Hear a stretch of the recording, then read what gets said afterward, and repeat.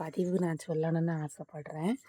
என்னன்னு பார்த்தீங்கன்னா, நம்ம பேஸ்ட்டில் விளக்குறதுக்கும் பார்த்தீங்கன்னா, வீட்டில் இருக்க வேப்பந்தழை இருக்குல்ல, வேப்ப என்ன சொல்லுவீங்க? குச்சி. அந்த குச்சியில் பல் விளக்கணும்.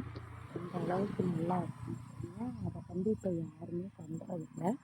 ஒரு காலங்களில் இந்த வேப்பங்குச்சி இருக்குது பார்த்தீங்கன்னா, இதுதான் எடுத்து பல் தேய்ப்பாங்க. இது வாய்க்கு துர்நாற்றங்கள் வராது. சொத்த பல்லாக இருந்தாலும் எதுவுமே வராது. இப்படி தான் பண்ணணும். கசப்பு வரதான் செய்யும், கசப்பு இருக்கும். ஆனால் அவ்வளோத்துக்கு நல்ல தாக்கம்.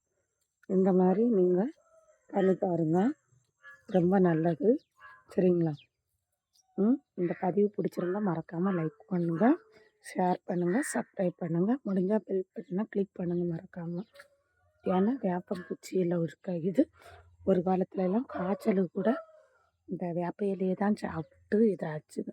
அதனால் இந்த பல்லுகளுக்கு நல்ல ஒரு ஸ்ட்ராங்கு தன்மையை வேப்பங்குச்சி கொடுக்கும். சரிங்களா? ஓகேவா?